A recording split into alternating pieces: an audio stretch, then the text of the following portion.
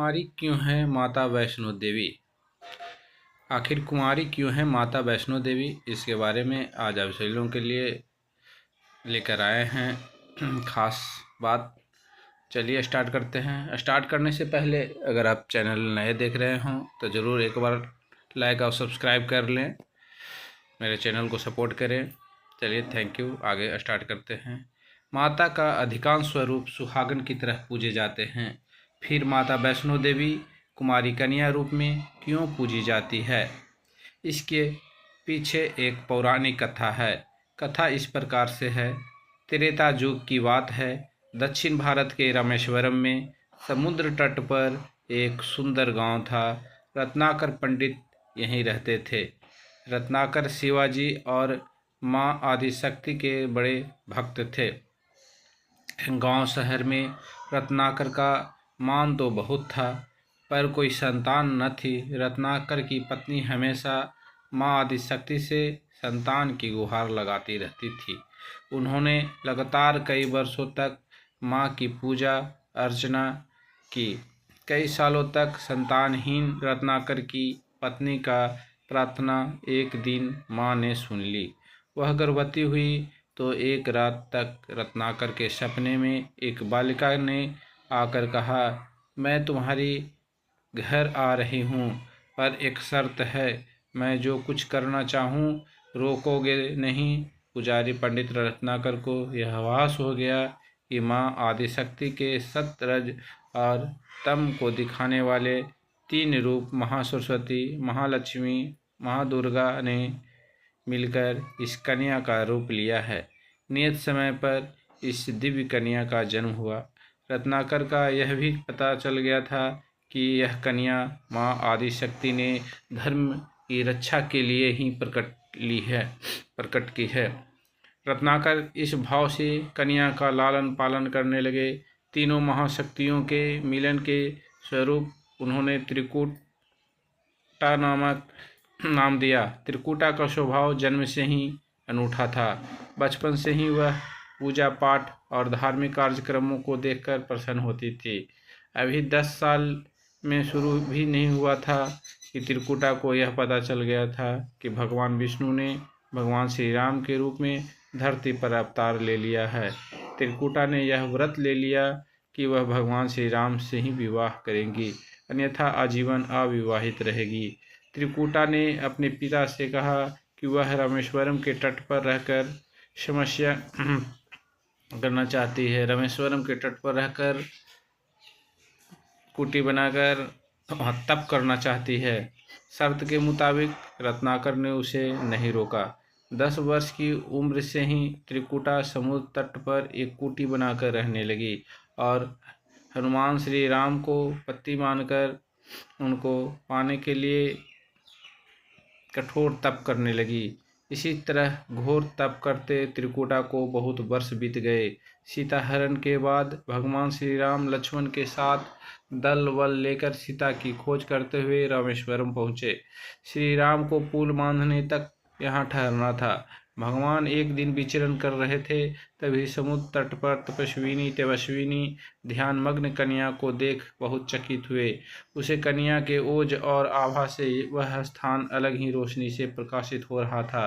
भगवान श्री राम कौतूहलवश उसे कन्या से पूछे, तुम कौन हो देवी, और इतनी कम उम्र में इतना कठोर तप क्यों कर रही हो?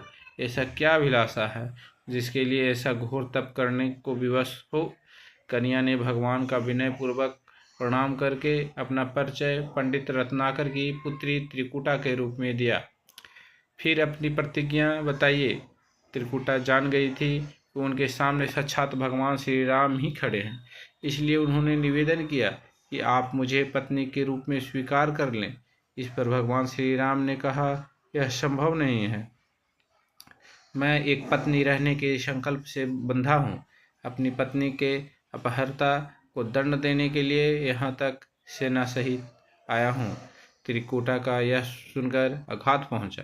उन्होंने अपने कठोर तप का वास्ता दिया और भगवान से विवाह करने का पुनः याचना की।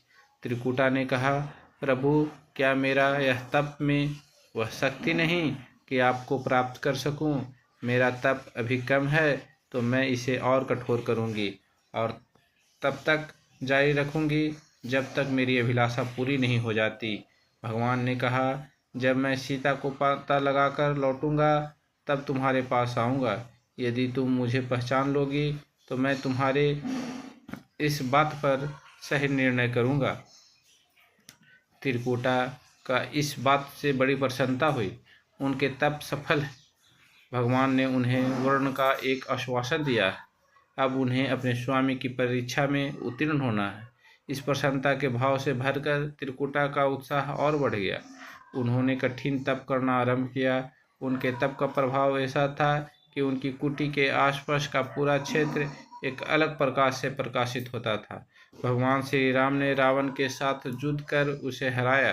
विभीषण को लंका का राजा बनाकर अपनी पत्नी, भाई, समस्त सेना के साथ अपने नगर को लौटने लगे। प्रभु लंका विजय के बाद पुष्पक विमान पर सवार होकर लौट रहे थे। उन्होंने त्रिकुटा को दिया अपना वचन भी पूरा करना था। रामेश्वरम के तट पर पहुंचते ही भगवान ने विमान रुकवा दिया।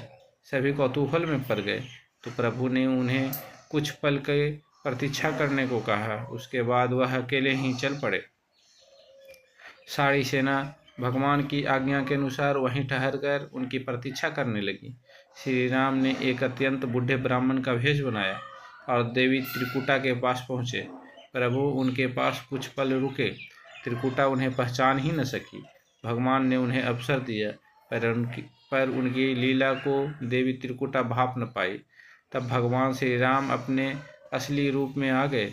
उन्होंने त्रिकुटा से कहा, देवी, मैं आपको दिए वचन के अनुसार आपके पास आया था, परंतु आप इस परीक्षा में सफल न हो पाई। वैसे भी इस जन्म में सीता से विवाह कर मैंने एक पत्नी व्रत का प्रण लिया है, इसलिए तुम्हारे साथ विवाह तो असंभव ही था। देवी त्रिकुटा कुछ निराश हो गई। भगवान ने उनकी मनोस्थिति समझ ली और मधुर वचन में बोली, भगवान ने कहा, आपको निराश होने की आवश्यकता नहीं। आपका संकल्प पक्का है, इसलिए मैं इसे खाली नहीं जाने दूंगा। इस युग में मैं व्रतधारी होने के कारण विवश हूँ। कलयुग में मैं जब कलिक अवतार के रूप में अवतार लूँगा तब मैं तुम्हें अपनी पत्नी के रूप में अवश्य स्वीकार करूँगा। कलयुग में जब मैं कलिक रूप में अवतार लूँगा तब मैं तुम्हें अपनी पत्नी के रूप में अवश्य स्वीकार करूँगा। तब तक तुम हिमालय स्थित त्रिकुट पर्वत पर जाकर तप करो और मेरे अवतार की प्रतीक्षा करो। भगवान ने उन्हें वरदान देते हुए कहा, तुम भक्तों की कष्ट और दुखों का नाश करते हुए इस संसार की कल्याण करती रहो। विष्णु का अंश होने तथा उनके कुल में अवतार होने तथा विष्णु पूजा होने के नाते सारा संसार उन्हें माता वैष्णो देवी के रूप में पूजेगा। कलयुग में तुम्हारे लिए कुछ भी अदेय नहीं होगा। जो भी भक्त भक्ति भाव से तुम्हारी पूजा अर्चना करेंगे उन्हें तुम सर्वोच्च प्रदान करोगी। भगवान श्री राम यह वरदान देकर चले गए। त्रिकुटा श्री राम से मिले इस वचन से अत्यंत प्रसन्न हुई। उन्होंने प्रभु के आदेश अनुसार संसार की कल्याण का संकल्प लिया। त्रिकुटा उत्तर भारत के मानिक पर्वत श्रृंखला के 3 पहाड़ों वाले त्रिकुट पर्वत पर तप के लिए आ गई। वहाँ माता वैष्णो देवी के नाम से विराजमान है। भगवान का वरदान होने के कारण वैष्णो माता भक्तों की सभी मनोकामनाएं पूरी करती है। इसलिए माता का स्वरूप कुंवारी है। वह भगवान के कलिक अवतार की प्रतीक्षा कर रही है। इस अवतार के बाद उन्होंने स्वीकार करेंगे और संभव है माता वैष्णो देवी को किसी अन्य धाम पर भी स्थान दें, उन्हें कुछ अन्य दायित्व भी दें। यह कथा लोक श्रुति पर आधारित है और दक्षिण भारत की बहुत प्रसिद्ध लोक श्रुति है। माता वैष्णो देवी के पास श्रद्धापूर्वक भक्ति के साथ आने वाले भक्तों की मनोकामना अवश्य पूरी होती है। जय माता वैष्णो देवी की जय। दोस्तों, अगर माता वैष्णो देवी की यह कथा अच्छी लगी हो तो ज़रूर लाइक कर दें और मेरे चैनल को सब्सक्राइब कर सपोर्ट करें। थैंक्स।